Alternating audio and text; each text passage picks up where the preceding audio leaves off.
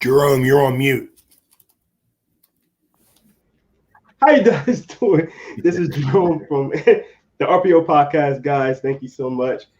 I thought I turned it off, guys. But anyway, this is the RPO podcast. It's a college football podcast, your favorite college football podcast. I got my guys right here today. We got the man, the myth, the legend, Mr. Ray Roberts. How you doing, Ray? I'm good, guys. How are you? Doing great, man. Doing great, man. I'm a little sick, guys, so I'm gonna be all over the place. But we're doing the most today. We're doing what we can. And obviously, we got my guy, LaMarcus, right here. How you doing today, LaMarcus, man? I'm doing well. What's up, man? Thanks for having me. Definitely. It's a very important day for us to have you today because we're talking about cornerbacks. So I need a little reinforcement today. So I brought one of my fellow cornerbacks in our company, Mr. LaMarcus Bailey, so we can school Ray a little bit today because my man been talking crazy about our position. So you gotta stick together today. Definitely. But before we talk about that, we want to get to some very serious news. I believe it was last week, a very iconic presence left us. Mr. Bobby Bowden from, most people know him most from playing at FSU. He coached at FSU. He also coached at West Virginia and some other stops. I wanted to know what you guys thought about him, his legacy with the game, and maybe some game memories you may have. Ray, I'm gonna start with you. Being one of the older people, him dying at 90 something. What was it? 93, 94, something like that. 91. So he had a long life. Natural causes, obviously. Ray, what do you think about Mr. Bobby? I mean, I've never been a Florida State fan, but I respect Bobby Bowden. I think was a very good coach, great college coach. One of them guys that I think that he was a player's coach and the players all loved to play for him. So I think it really that is the one thing that stands out to me the most about him, that the players all loved him and loved playing for him. But again, I was never a Florida State person, so I'm not a fan of the program, even though we talk over and over again how we wish it were better than like it used to be. But I respect Bobby Bowden. I know in the We Are Marshall movie, they have a little scene where he's actually like very he got very emotional when all the playing action with Marshall, and that I didn't know that personal side of Bobby Bowden, but what a great guy he was to know as a human being. So Yeah, I definitely kind of understand where Ray's coming from. I'm not necessarily a Florida State fan, but growing up watching Florida State, Bobby Bowden definitely was always a coach that people spoke highly of, and from him being there from the 70s all the way into the mid 2000s, it's like really, well, the late 2000s actually, it's kind of like, okay, he's definitely a coach who's made his impact on the game, one of those coaches that pioneered the game literally, so I think it's very important to pay respects to him being such an important man around the game. Yeah, definitely. His presence was definitely felt. You could tell by the different coaches that came out and expressed their feelings on his passing. I know Nick Saban was one of those guys that, he had a great relationship with Bobby. So he came out and made a statement. And I think that, and this is the part that I love about football because it brings a lot of people together, Don't matter about the rivalries or this and that, it brings people together, from all types of ways of life. And, like Ray said, even, and also LaMarcus said, even though they're both not Florida State fans or, really care about the program as much, but both of them respected the person. And I think that's very important to remember, we might not like the program, but the people behind excuse me, the people behind the program, I think is very important to understand humans and, understand that, everybody's out there for a common goal. So I definitely think that his legacy is huge in the college football ranks. Well, you are talking about the guy with the second most wins of all time in college football. So, Yes, sir. Yes, sir. Yeah, man. He definitely have an impression on this game, which will allow us to, help us be able to talk about it. We got a lot of content and a lot of great players that came out of his systems and stuff like that. So, not only just him, but any other all the other legends and people that are doing it the right way and, respectfully have their players and, doing the right thing with the program. So, wish and prayers to him and his family, and hopefully, people will look at him at a huge inspiration to themselves as well. So, but let's get to our main topic today. As we were talking about earlier, excuse me. We're going to talk about the cornerbacks. So let's get right into this, guys. I'm super excited about seeing your guys' top 10 list. And, our special guest today, obviously, Mr. LaMarcus, you're going to be the first one to be able to tell us who's going to be your number 10 player on your top cornerback list. Let's start it off right now. Let's get it. Who you got, LaMarcus? All right, so there's this cornerback, a young guy who was pretty much like a insert guy for Alabama. I probably wouldn't help the cause by saying that around Ray. But he's definitely a guy who obviously fits into the Alabama defense. Josh Joby. And he's definitely a guy who set the, what's the word? He definitely came in and kind of filled in that spot. Solid cornerback that Alabama is known for. A technician like all the corners are. And I think he definitely is a guy who I could put in that top spot. That number 10 spot, sorry. Okay. Ray, you know anything about him? Yeah, I am a little bit higher. I'm a fan of Joby. He's not only a good physical corner, he actually is a good tackler.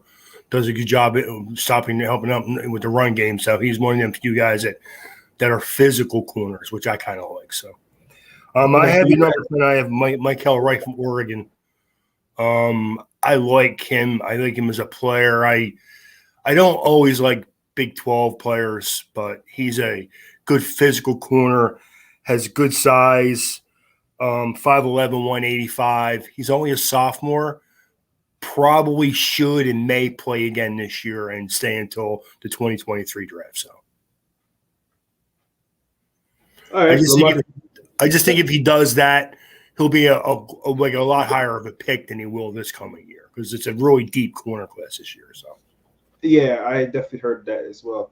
I think corner and tight end might be one of the deepest classes coming into 2000. They're all right up there. Yeah. LaMarcus, who you have at number 9, sir? All right, so for my number 9, I have Andrew Booth out of Clemson. He's a guy who I feel like in that defense, it's kind of easy to cover up your corners in that Clemson defense, especially with the front, how strong the front is. So a lot of their mistakes get covered up. But with Booth, he's a player out of Georgia that, I've been watching him since high school.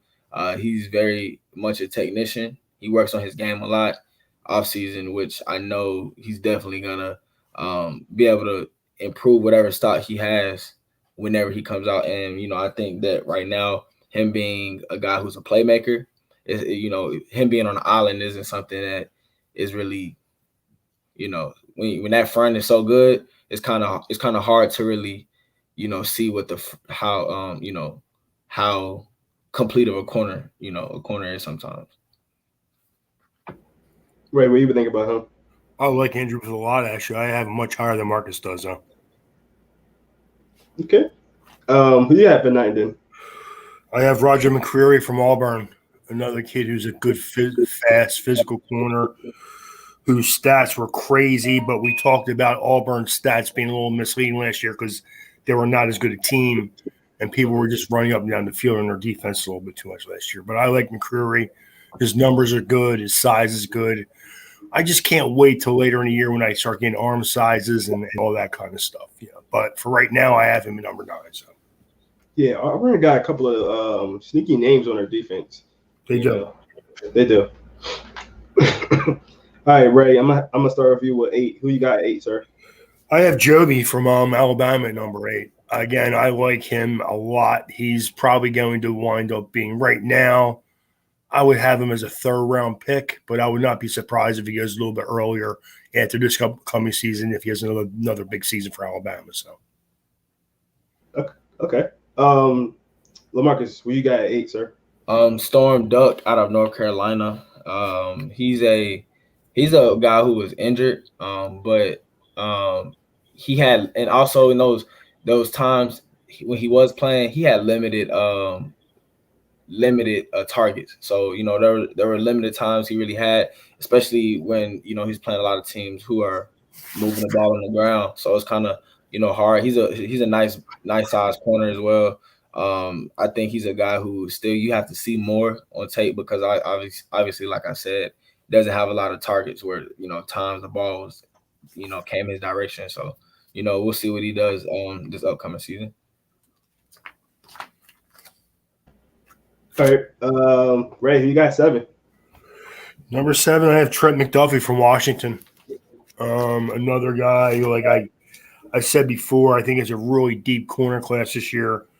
McDuffie had really solid year last year in a shortened season, but the year before he was really ridiculous. 45 tackles, 37 solo tackles at a pick. So his stats the last couple of years have been up and coming, and I think he's a good football player. So. Okay. LaMarcus? Tywone Mullen, sorry. Indiana. His brother is in the NFL already. He has a bloodline. Whenever like that name is definitely a familiar name for sure. So when a guy who's 5'10", 170 pounds, when they're able to show up nicely on tape, especially like Indiana, who hasn't been very good. In the past, I would say 10 years, so it's kind of, interesting that a guy who's, coming out with not prototypical height, he's able to still show up and put himself in a runner for a top corner. What do you think about him, Ray? I like him. I think he's more like at the next level, he'll be a slot guy, especially in the beginning. Kind of reminds me of Hodges Tomlinson from TCU. A little smaller guy, but a good football player. I actually had him right outside, like at number 13. I have a couple guys I like it because Jerome always gets on me about having like a 10A and a 10B. So I just kind of mention the guys outside of the 10 as much as I can. That's all. All right. Number 6, who you got, Ray? I have Eli Ricks from LSU. A guy who started last year as I think he was a freshman, and he's a very good football player. He's the one guy who only has 1 year of real film on him right now that I looked at. But four interceptions, 2 touchdowns scored off of turnovers. So a good football player. And again, LSU produces defensive backs, as we know, like by the herd. So I'm actually surprised you only had him at 6. Only 1 year of good game film, though. I'll give you that. Okay, I'll give you that. LaMarcus, what do you think about that? Well, my number 6, and like I said, I kind of look at these lists as kind of like it's super flexible. Obviously, these guys a lot of them are, in my estimation, I would say they're proven guys, but with the cornerback position, it's like consistency and reps really kind of defines how good a corner is, So it's kind of like when I evaluate corners, I like to really see tape. I like to see consistency on tape. I like to see have they played 3 seasons. So especially like with Stingley, like Derek Stingley, he's kind of like he's my top 2 corners. But the thing about it is like he's an athlete, a pure athlete, and I think that kind of overshadows his ability at corner. So I'm kind of interested to kind of see how this last season for him is, because in my opinion, he's kind of a guy who, if he doesn't display like super fine technical abilities this season, I don't think he'll help his stock at all, especially with his freshman and sophomore year being like his sophomore year, he kind of got exposed, Not, I ain't gonna say exposed, but I would say just like it wasn't the same, obviously, as his freshman year. People knew more about him, teams knew what to expect. And then they took advantage of his eyes a lot of times. They took advantage of his eyes. So, but my six would be Kyer Elam from Florida. I think he's a really good corner. I think he's a guy who, like I said, he's flexible within that list, but I feel like, he's somewhere in there where he didn't give up a lot of big plays. He didn't give up a lot of big plays, but also in the Florida defense, a very dominant defense. So it's kind of, you want to see what he does on, in a three-year run and see if he's, consistent, see if he's, really truly locked down. I'm very surprised with both of your number 6 because both of them are like consensus like top 3 picks or top 3 corners in the next draft. So I'm very interested in seeing how their season goes. LaMarcus, let me hear your number 5. So this is a toss-up for me. Guy out of TCU, Travius Hodges, Tomlinson. He didn't play a lot his true freshman year. And he struggled, but then back in 2020, he came up with 14 breakups, which is a lot of breakups. So I think with him able to make so many plays on the ball, definitely, like I said, he's definitely a physical player. But he's not a big guy, so it's like, all right, he's scrappy, he's a solid technician. And so, I think that he can definitely, make some plays, but also as a slot corner as well. I think he's a potential slot corner, especially with him not being that tall. What do you think, Ray? I agree with DeMarcus. I think as a slot corner, he's a player. I have him just outside my number. I have him at 11, but he is a kid whose athleticism and he just stands out to you. He's so quick, kind of baits guys into throwing his way. Even though he didn't have any picks, he did have a lot of pass breakups, and I like him. Like I said, I had him outside my top 10, probably because I don't think I could play him outside at the next level. I think he's a slot corner, especially in the beginning. Unless you have a true stud, then maybe you could play him on the other side of that guy. So, okay. And your number 5? I have Sivan Banks from Ohio State. I think he's a 6'1", 200-pounder. Only 1 pick, but 23 tackles, 19 solo tackles. He's another kid from, again, Ohio State, athletic. They just produce athletes at every level at Ohio State. So I have him at number 5. So had to get a Ohio State guy in there. I didn't have to, man. I didn't want to, but I had to, You had to. I got you. Ray, who you got at number 4, sir? I have Andrew Booth from Clemson. I think DeMarcus mentioned him earlier. I like him a lot. I think you could do a lot of different things with him. He can play outside. He can play inside and shut down slot players. A really good football player. Again, Clemson, I think the problem with Clemson last year was that they just weren't as good a team. Their offense didn't do as much. They were a good team. But not quite as good as they were a year before. That's all. All right. LaMarcus, what do you think about him having Booth a lot more higher than you did?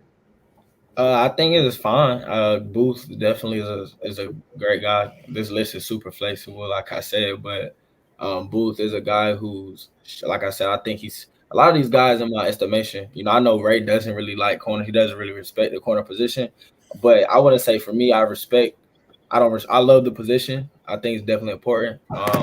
But the thing about it is, it's like if you have this is coming from a former corner. When you have a super good front, especially now these fronts are really good, corners aren't able to really. They don't become keys. Like you can kind of put a guy there who's a super athlete who has good instincts, but not necessarily consider him a shutdown corner. in all man situations. So when you have that front, it's like, all right, can this guy do this consistently even when there's no rush? When there's a rush, can he do it in zone? Can he do it in man? Can he truly do everything? And then if a team asks him to be a man shutdown corner, can he do that as well? And I think there's been very few players who've been able to display that. Truly, that's why they're only like there's literally like two guys that I know. I would say three guys that are truly locked down corners in history. And I would say, Dion, obviously, and then number two would be Darrell Revis. After that, it's kind of like, there's some guys who you kind of put in there. Also, those guys I've also had down years in their prime as well. Go ahead, bro. You look like you want to say something.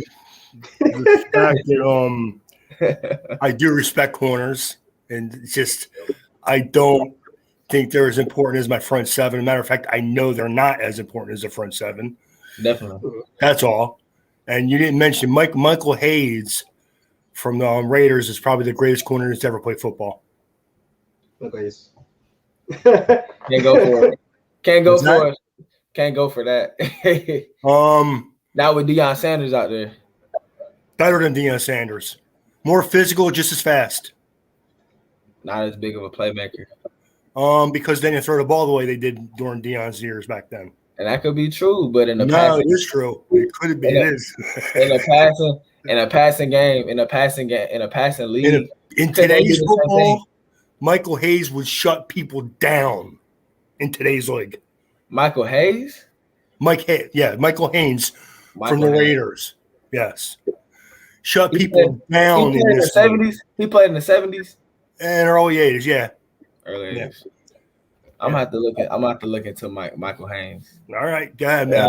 Played for the Patriots first, and then went to Oakland and with the Raiders, and was part of one of the great defenses of all time. So, gotcha. Definitely. All right, LaMarcus, who you got at number 4? All right, I have Trent McDuffie.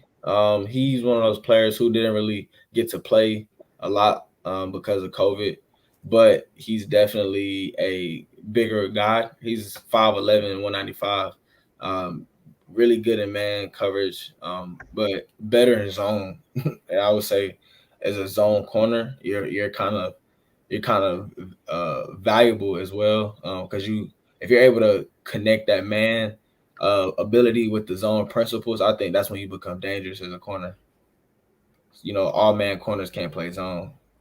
When you can make a zone look like a man coverage, it's kind of like that's when it becomes dangerous. Definitely, I agree with that. All right, LaMarcus, you got 3. My 3. So I didn't want to put him at the top of my list, but I think he's definitely up there with his teammate Eli Ricks. I'll have him at 3. I think he's a really good corner, physical guy. He was one of those guys who showed up with Stingley that freshman year, and they definitely are a good tandem. It's like pick your poison, honestly. And in a way, just because it's a little bit different skill set, I think they could really honestly be neck and neck. And who's the better corner? We all know that Stingley is the better athlete overall, but cornerback is a technical position. It don't really matter how athletic you are sometimes. How do you feel about Ray having him instead of higher? It's like it's flexible. Like, I really don't look at I don't really look at him like a top 50, like in the top 20 guy. I think he's definitely a top 10 guy. I could move if there were a few guys that I could interchange throughout the entire list. Like, I would say within like the top 5, I would say it's Eli Ricks, Stingley, and then the guy from Cincinnati. Okay. All right, Ray, who you got at 3? I have Matt Gardner from Cincinnati, number 3. I agree with DeMarcus there. And I have the same guy, I believe, as he does at number 1. But I think from 2 to even 8 or 9, you could interchange these guys any way you want. They're all going to play in the NFL. I believe they're all going to be successful in the NFL. I think that what separates them again is like what DeMarcus says. Can you play zone and can you play man-to-man? Because if you could play both, you could play in any system, and that's where you become very valuable. That's why, as much as I like Tomlinson from TCU, I don't think he could play man-on-man. I think to play man, he'd have to play as a slot guy, smaller guys not quite as quick, not quite as twitchy and getting open and creating separation. But I think anybody, anywhere from my number 2 to my number 8, I could have rated them at any spot and been pretty comfortable where they sat. So,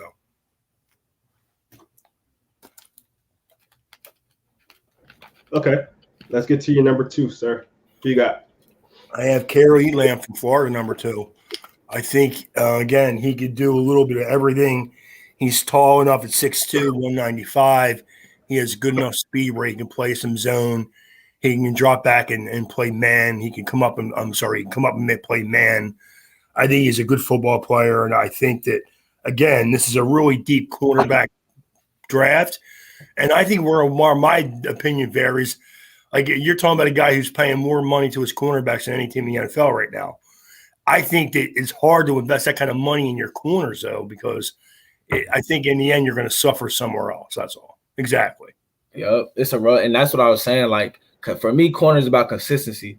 I hold the corner. You see, in a way, and it's funny that now that I just realized this, I really do hold the corner position in high regard. I just think it's reserved for certain type of players. Oh, I forgot to say Jalen Ramsey. That was my third guy. That's the guy who I feel like is a true. Is going to be, obviously he's been consistent is what I'm basically saying. I feel like he's been a very consistent guy. Every player, every great corner has given up a touchdown, but I think he's going to win 9. In my estimation, Jalen will win 8 out of 10 matchups. And I agree. I think Ramsey's the best cornerback in football. Yeah. And this is coming from a guy who has Xavier Howard on his team. And I think Xavier Howard is just a notch below him. I do. But I think that, again, I like cornerback play. If they can do everything, that's where I vary. I don't want guys that just play because I don't like guys that just play zone because I think eventually you're going to just beat them with double moves and they're not going to be able to respond to that. That's all. Right. Or you can just eat him up in zones where he can't get to. So you can just make. Yeah, for sure. I mean, not everybody is DeSante Samuel where he can give you a 5 to 7 yard cushion and just make that space that time up like that. Right. Not every guy can do that. He was known for picking off hitches and curls. He did that better. And even Xavier Howard is great at just giving you enough room to think you can get that ball in there and you can't. We're gonna talk about 10 picks. What's that? We're gonna talk about them guys in a second. Okay. All right. LaMarcus, who you got number 2? Amon Gardner, Cincinnati. Cincinnati was one of those teams who, like, for example, we saw against like Georgia. They are a team who competes. They've been getting better every year, even though they're in a smaller conference, a P5. They're still a G5. They're still a team who, when they get guys, they're guys. And so, Amon Gardner played man to man in that system. He was a true, college shutdown. He was shut down in college, and definitely a top graded player. He graded out 90.2 by PFF. So definitely stood out on a smaller conference. All right, nice. Let's get to number 1, guys. Let's get to number 1. And I'm guessing I already know who your number 1 is, LaMarcus. Who's that be? Derek Stingley. Yes, sir. What makes him number 1 to you? I think he's the most he's a baller. When you look at a guy who's a playmaker, he's a guy who I could put at safety. I could put him at corner. I could put him in the slot. I could put him as a linebacker. I think he's definitely the second coming of like a Tyrann Mathieu. I could put him back at returner. But as a true corner, like I was saying earlier, I need to see this third year. I need to see how consistent he be. Because for me, I judge a corner by the consistency. So especially like in the technique as well. There was a lot of plays where his technique gets erratic. He's just like making like bonehead like decisions, unorthodox speed turns or just anything that's kind of like out of technique, but he's so athletic, it gets him back in position, and against good corners, it doesn't matter. Like I said earlier, you see it every day in the NFL. It doesn't matter how athletic a guy is or how athletic you are, a skilled player, a skilled route runner, a good quarterback, because good coverage doesn't matter when the throw is perfect. You can't factor in a perfect throw. I agree. Ray, who you got number one? Interestingly, too. I'm really a lot of what Marcus said. The thing that separates him to me is his ball skills. He's got crazy ball skills, man. I mean, he didn't have the year last year because he bit on some double moves. He did. He didn't have as good a year last year as he did the year before. But I think that was just LSU 2 years ago was that much better than everybody. You had to throw against them because they were scoring points and yards. And they didn't have to do it as much last year, so they kind of ran the ball a little bit more. And he did bite on some double moves. He did. He wasn't as consistent like Lamarcus said. But I think he's a good football player, and I love his ball skills. I think, honestly, he's a top 5 player in the draft this coming year. I do. Yeah, he's a guy who I would definitely want to put at safety. I ain't gonna lie. For me, I like to reserve my best player for safety. Guys that are in between the hashes. So I think because I feel like I can scheme up. If I'm the coach, I can scheme to where I want the ball to go. Sounds you value safeties more than corners. I hold the corner position in high regard. Like I said, I think that's not what I asked you though. I think it's hard. Like I'm very critical when it comes to the corner position. I'm very critical. I could put a guy at safety who's a cleanup man. But my guy at corner, in order for me to call him like a guy, he has to be a playmaker. He has to be a playmaker. So it's like I'm gonna judge my corners way harder than I'm gonna judge my safeties, and that's just reality, Because the corner has to lock everything down. The corner has to lock everything down. You can break up 3 passes in between the 30s, but then once you get in the red zone, you give up a touchdown. It's like, okay, just like the 3 breakups didn't matter, Mm-hmm. So it's like the big play with a corner. It's like with Xavier Howard, 10 picks. That's defined. He defined himself as a lockdown, 10 picks, I mean, the crazy thing about him, dude, is he has 20 interceptions in the last 18 games. 20? 20. And that honestly, that's where the game is going. If you can't if you can't intercept the ball, if you can't turn the ball over, you're not showing your value. And yeah, go ahead. No, go ahead. Oh, and I was gonna say, just like with them trying to kind of devalue him a little bit, like not giving him what he's worth, like it's like one of those things, like even though he had 10 picks, right? It's like a struggle for him to get that money that he really wants. Still, the problem was that he just signed a contract 2 years ago, man.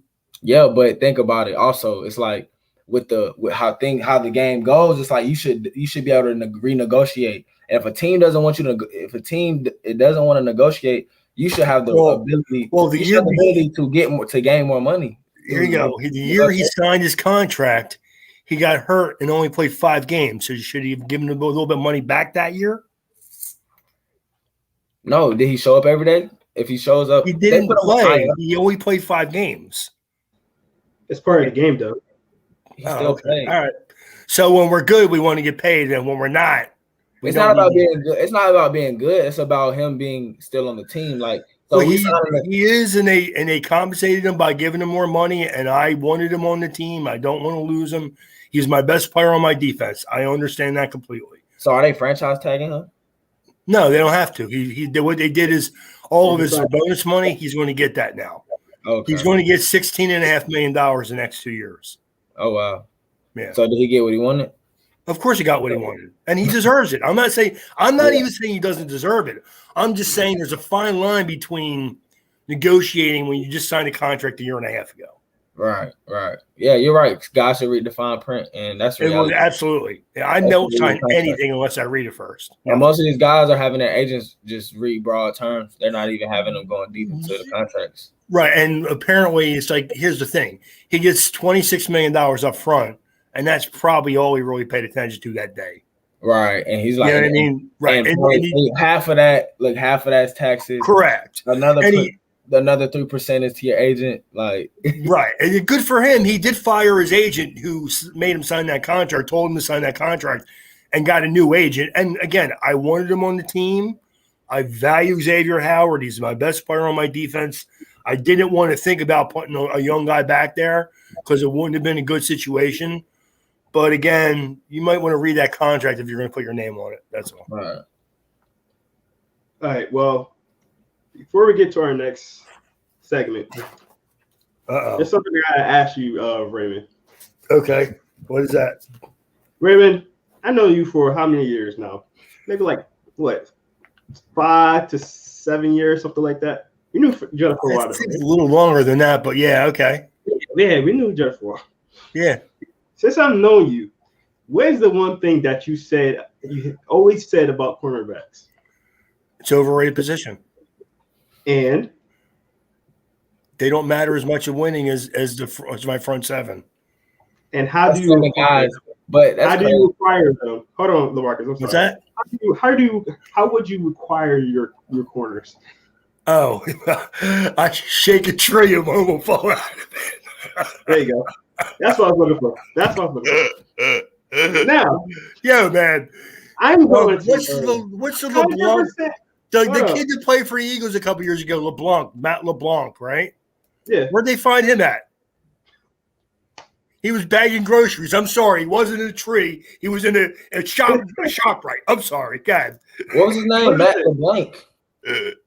Listen, I did a little bit of research, and I was waiting this week to do this. Now, I looked on PFF. Their top 30 cornerbacks. I'm only going to read 15.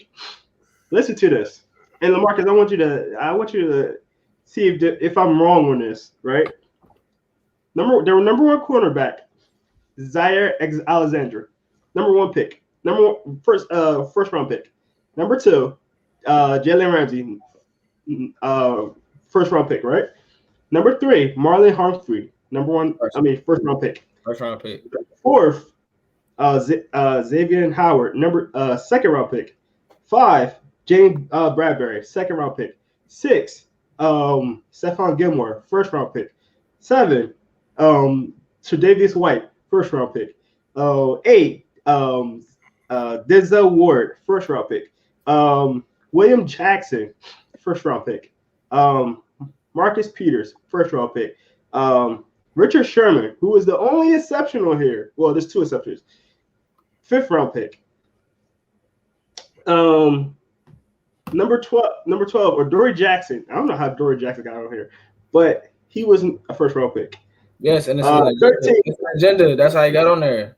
13. You're just proving my point, Jerome, but it's okay. Go ahead. Hold on. 13 is Steven Nelson, third round pick, right? Mm-hmm. 14 is Byron Jones, first round pick, and 15 is Carl Davis, who's a second round pick. You got 2 players that were not either first or second round pick, and that's not including guys like Marshall Lattimore, who I think is one of the better cornerbacks that should have been on this list. Toast. And Eagles cornerback Darius Slay, he's a second round pick. So with you saying that it's as easy as just shaking off the tree to get a cornerback, this list proves it different because you got all first and second round picks. You know what's funny? You know what's funny really about that? You take all them guys together, and I counted 2 Super Bowl rings, didn't I? All right, come on, Ray. 2. Now, Ray. 2. You know better. Ray, you just named 15 guys that got 2 rings. Ray, you know better. Yeah. You know better. How you gonna say that when you know it's a team sport? Come on, It Ray. is a team sport, without a doubt. Okay. But again, I'm going to stand by this. If you have, say you have 2 guys, right, and they're the top 2 players on your board. One is a corner and one is an edge rusher. Who are you taking? I'm taking an edge rusher, of course. Okay. All right. That's my only point. That's all I want to say. It depends. It depends. I gotta meet him first. I like that. Good answer. Now that was a good answer. I like that one. That's good answer. That was a good answer. But if I have, that's all I'm saying. If I can improve my front seven, especially my front four, or I can improve a cornerback, I'm going to take a front seven guy. I just am. And it depends. Like, that's why I say I got to meet him first, because I need to see the mindset. Like, I mean, honestly, if you think about it, like even the guys like every once in a while you see a corner win a Pro Bowl or I'm sorry, an MVP in the Super Bowl, but it's usually not the guy that's that good. But the corners also. But think about how many corners have been the one to make the game changing play, the game winning play, the pick six. I'll be honest with you, man. I in my whole life, I have seen 4 cornerbacks that I say, wow, they're one of the top 15 players I've ever seen play football. 20. I mean, nah, because you got to think the corner got the hardest. All right, I'm gonna just be straight up. Out of the things I had to do in football, playing corner is the hardest thing I've ever had to do on the field. I played in the front. I was an undersized linebacker that played Division I football against guys at Alabama, Auburn. Like, the guys it's a different type of football, but that was less challenging than playing cornerback.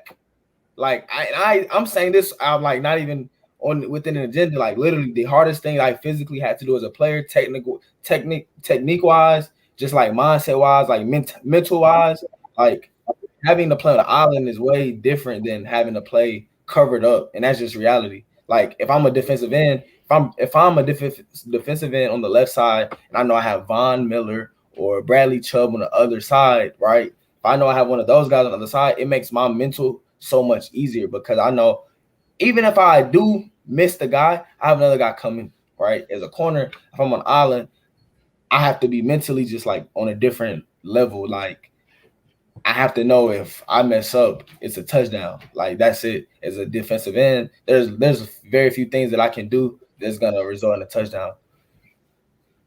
Like, but I can have a good, like I said, and really with your argument, Ray, like, you're equating one cornerback to 7 guys.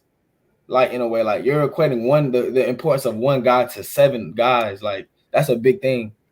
That's a big, like, comparison. Okay. I don't. This is why I brought him in. How do I say this? I think that the great Buddy Ryan said, "What do you do to take pressure off your defensive backfield? You get to the quarterback." You're right, and that's 100%. You shake up the quarterback. Yeah, the quarterback. Right. If I'm Tom Brady, I don't really care who's in the secondary. I care who's rushing me and how quick they're going to get to me. That's true, and I totally agree. But the thing is, I can't really, as a defense, I can curb the impact of a corner. I mean, of a defensive end, right? By trapping him. Like, for example, if he likes to rush really fast, we can just trap him with the tackle or something like that. You know, like, there are ways, or we can double team him, or we can, like, you know, like, lessen his impact. I feel like less than you can with a corner. Only thing with a corner is you gotta run, you gotta go away from him. I understand that it's very difficult, and you got to be fluid in your movements, and you got to be fast, you got to be physical, you got to be all them things that you got to be to play football in general. Yeah. But if I Google top 10 defensive football players, I bet it'll be at least number 8 before I come to any defensive backs. You probably already looked it up too. No, I haven't. But I'm going to tell you right now, it's going to be Reggie White, Mean Joe Green. Nah, those are my guys. Smith. Like, Lawrence Taylor, different era. Down the list before I get to a corner. You're right, but that was a more running heavy era. Like, those guys those dudes were different. Like, those dudes were different. They couldn't even play in this league today. Like, they were so violent. They would do different things. They were like so Reggie violent. White. Reggie White's not playing defensive end right now. He's going to play tackle, 3-tack or 5-tack, and take on guards and centers and just create havoc in the backfield. But if I have Reggie White, man, Reggie White and Lawrence Taylor are the best 2 defensive players I've ever seen. Who? Reggie White and Lawrence Taylor. There. Lawrence Taylor, people will say a lot about Lawrence Taylor because, look, he had like almost 100 sacks. Lawrence Taylor could play in the secondary. Yeah, he could do whatever he wanted on he was the like field. the fast. That's why he's Lawrence Taylor. I heard he was like the fastest player like ever to play on defense or something. Dude, you never seen Lawrence Taylor where he wasn't around the ball. Yeah, he was different. I mean, honestly, if you ask me who was the best defensive back I've ever seen, I would probably say you said Michael Haynes. Who? Michael Haynes is the best cornerback I've ever seen. The best secondary player, maybe Charles Woodson. Ed Reed, Charles Woodson's a good one. Deion Sanders is one for sure. Charles Woodson did it at a high level at corner and safety. Right. That's why I would say Charles Woodson, even though he went to Michigan. I gotta show a little love there. Go Blue. Yeah, that's the reason why I started liking Michigan, man. Dude, I respect Charles Woodson a lot. I mean, Charles Woodson, that's why the reason why I said the thing about safety is I value safeties more than corners, but that's just me. Yeah, I want my safety to be my most vocal guy. I want him to be the leader, but he don't have to be my best player. He's got to have the most effort, and that's why I look at it like my safety got to be the smartest and have the most effort. I mean, honestly, I don't like Ed Reed is to me the prototypical free safety. Ball hawk. Yes, he's always around the ball. To me, Brian Dawkins was always around the ball. Those guys have instincts you can't teach. Right. And that film, they know how to study the game, and when you have instincts and you study, then it just makes you so much better.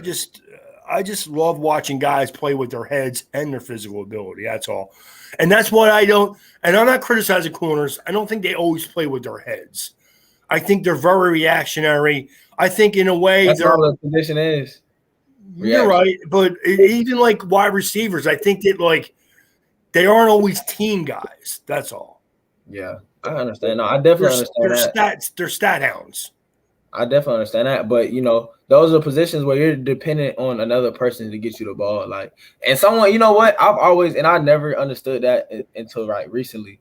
Until when I had a receiver, maybe a few years ago, I heard a receiver say it. They said it's the only position on the field where your success is dependent on, another player, which is so true. And it's just wow, that's when you put in that perspective, it's just I can understand how you can develop a sense of egomania, but it still needs to be checked though, because there's guys like Larry Fitzgerald who still of course, had a great careers without being that guy.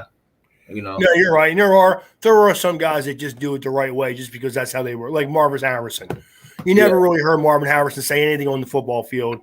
And you would hear him getting disgruntled about how much he was getting the ball sometimes, but you never saw it on the field. It was always something you heard through the media, which to me doesn't matter because the medias are – a lot of people in the media are just trying to create a story that isn't usually there. So, all right. You're on mute again, Jerome. That's not what we do inside the hatchery. But guys, I said a lot of the media. I didn't say all of the media. I never say all of anything. Okay, man. Definitely not inside the hatchery. Exactly. No way. But guys, that's gonna do it for us today, man. I hope that me and LaMarcus at least convinced Ray just a little bit more to love cornerbacks, just a little bit more. Probably not.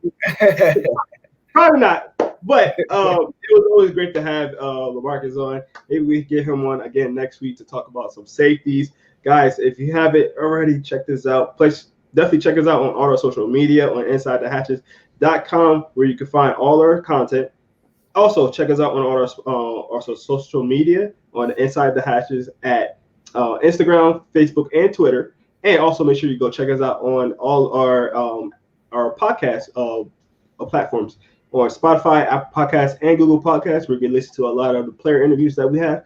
We have them all on there, so you can go check that out. Also, make sure you check us out on YouTube and hit that notification button so you can come on here if you want to talk live with us. You can definitely talk live with us.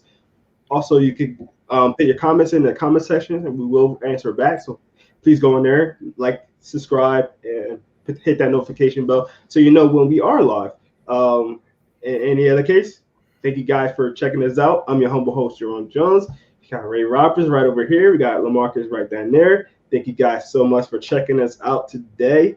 Hope you have a great night, and we see you again next week because the season is coming soon, and we can't wait. Thank you, guys. Have a good one.